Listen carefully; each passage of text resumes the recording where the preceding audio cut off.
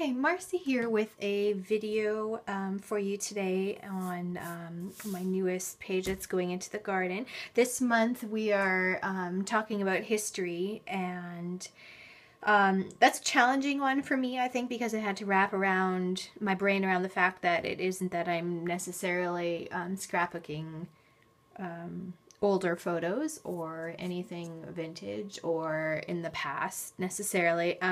So what we talked about a little bit before we moved on with this topic was that you're making your own history. And kind of one of the things on our bucket list, my daughter and I, was to one day go to a convention. A pop culture type of convention anyway. So that's what I'm dealing with today.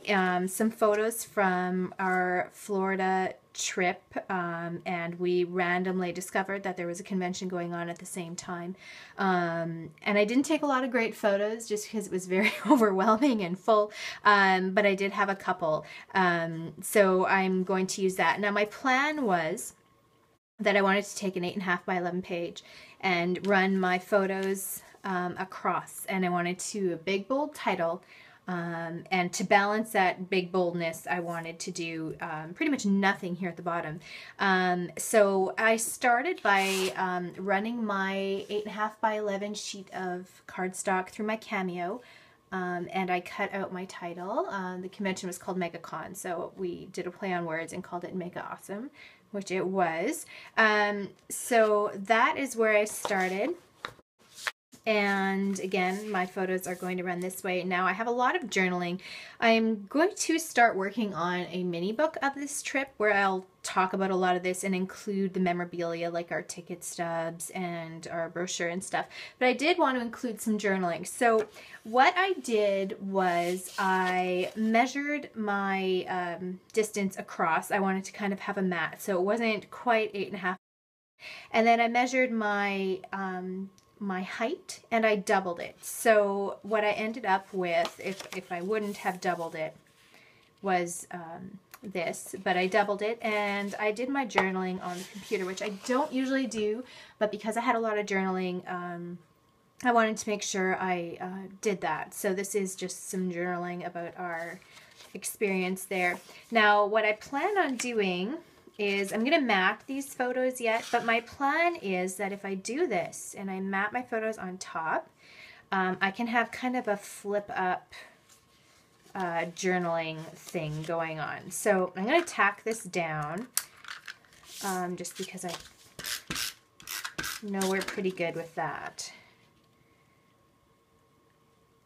So I'm just going to do that, but I do want to map my photos first. So what I want to do is I wanted to make this title big and bold. So my plan is to back each of these letters with a piece of pattern paper. And then I did want to map my photos, but I didn't want to compete with that title at all.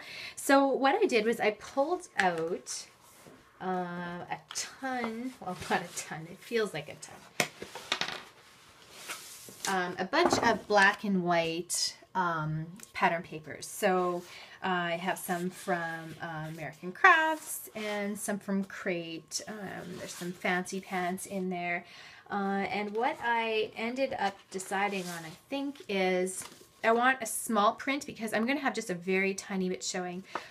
So I chose this small pin dot. It's from a older polka dot party paper. And I have this kind of chopped up chevron from Cardabella. So I'm going to just randomly, let's see, I don't want that paint splotch on this one. I'm just going to do a small mat.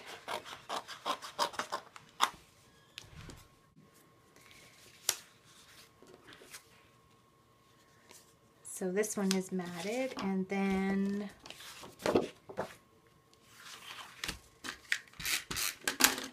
I will mat this one.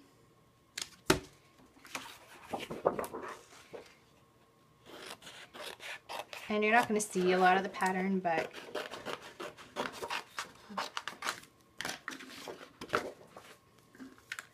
that's all right.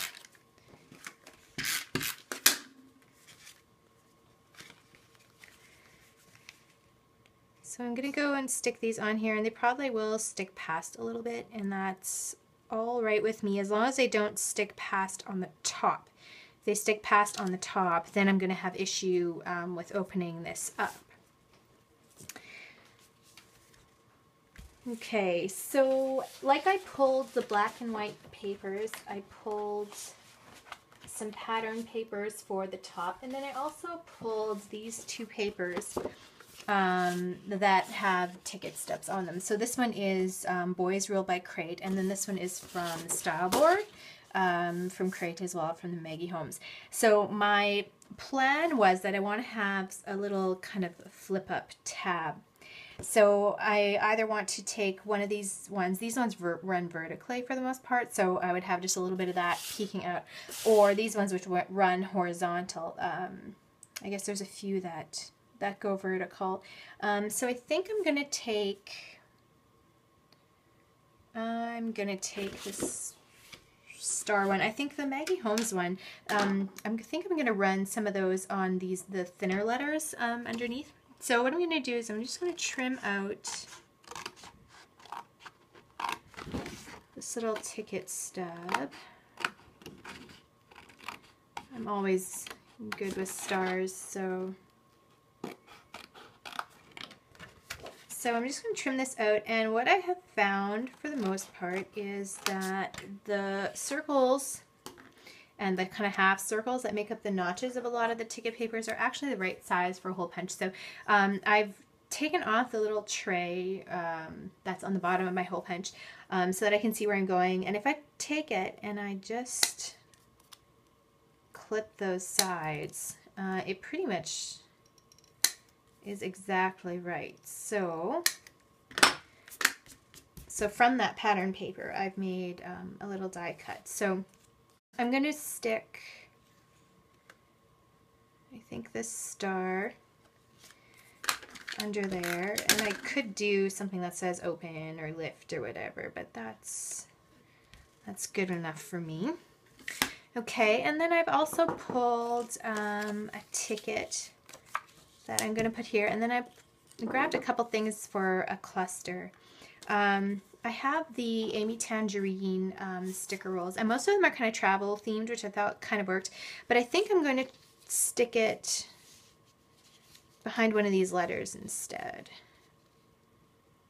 Okay, so I'm going to stick it behind the E. If I do that, I actually get the whole title, so I'm going to fill that with that. But I also pulled a basic gray, just a little label, and I have the Studio Calico chipboard geotags, and this is a blue and it's great, but oftentimes I flip it over because I just want the craft. And then there's another ticket from the paper, so I'm going to glue this down and just kind of make a little cluster of something here, and I probably will add some enamel dots yet. I think that is good, so we'll glue those down.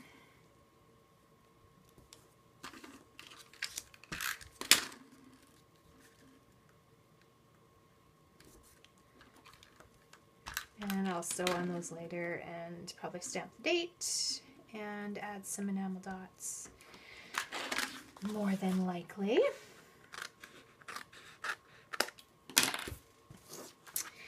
Okay, so the papers that I pulled, I didn't have a color scheme when I went in. I just pulled papers that had smaller prints because I'm dealing with some small spaces. A large print would just be kind of totally useless. So these are just some of the things I've pulled. So there's some basic gray in there, and some, what is this one?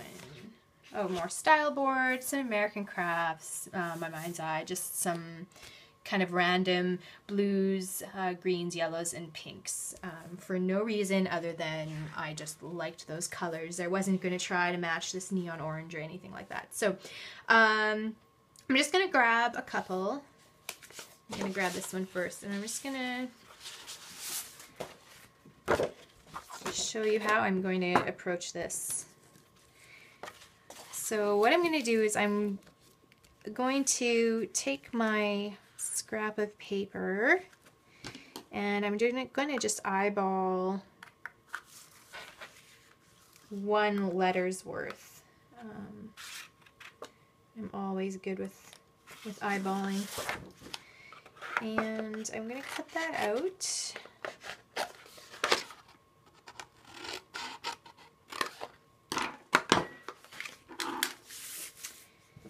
And I'm going to flip my page over, and instead of putting adhesive on here, I'm going to put it on the back of my paper. If I put it on here, I may have some peek through that I didn't intend on. And I'm just going to do a little bit. Oh, not on the A because I was doing the M. There you go. And I'm just going to cover up. Let's see, I want the pattern to go this way. I'm going to cover up the letter I was talking about. And if it goes past a little bit, I'll just trim it off. And I'm going to stitch this down later, or I'll put either washi tape or a piece of paper over it so these don't fly away, since I'm not using a ton of adhesive. But that's what I'm basically going to do, and I'm going to repeat that for this whole, this one I'm going to have to look in the front, but I'm going to repeat this process for the whole page. I'm just going to try to center the words in this one. So it's a little tedious, but I think it's going to be worth it in the end. So I'm going to stitch this down and add my date and finish my title. And then I'm going to come back with an idea of how to actually have this in a page protector that makes the journaling accessible. Okay, so I have all my papers back here, which only took a couple minutes, and then I finished my little embellishment here with my date stamp and just a tiny bit of journaling. So I'm going to show you the back. This is what the back looks like. Not at all pretty, which is fine, but just so that none of these come flying off, I'm just going to take a scrap sheet of cardstock and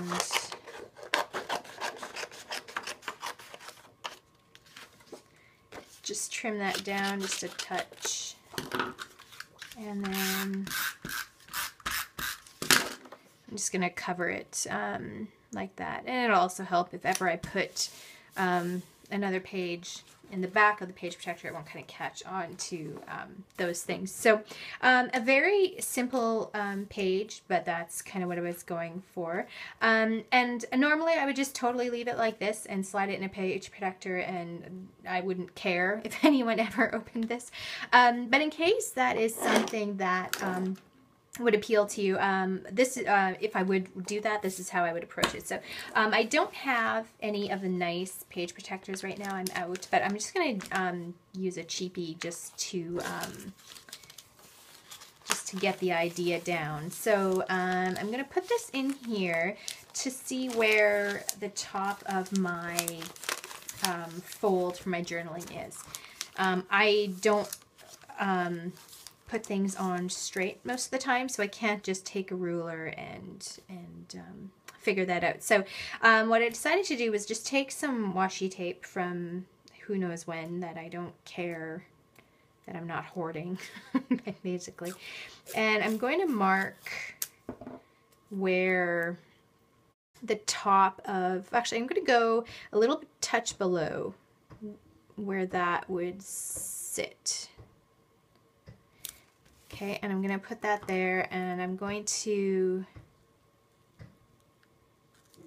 just trim a bit off the side. So this is going to mark where I'm going to cut a slit. So I've done that. Now I'm going to take this out. So now the neat thing is I actually haven't done this before, so if it totally bombs, then I apologize. I'm going to stick a piece of chipboard in, just so that I don't cut into my table. So I just trimmed it a little bit shorter. And so what I'm going to do is grab my knife, and I don't have a good ruler, so I'm just going to use this one. And I'm going to just cut, let's cut from about here. And I'm just going to cut my slit in there. Okay, and that's gone through. And I'm going to take my tape off.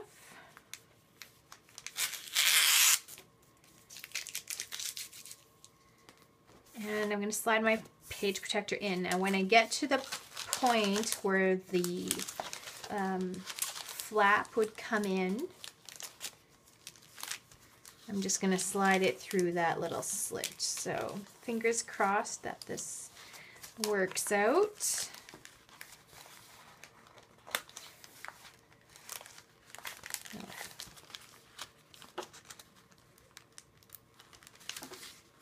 Okay, and I could have gone a little bit farther with my slit, so I'll just...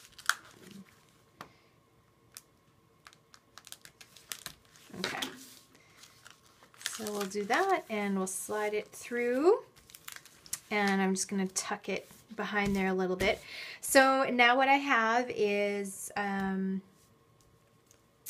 the journaling accessible, and my photos are obviously on the outside, which doesn't bother me at all. If it bothers you, then, I mean, this is not a great idea for you. But if you were concerned about getting this in a page protector and still accessing the journaling, this is, I think, one method that you could use.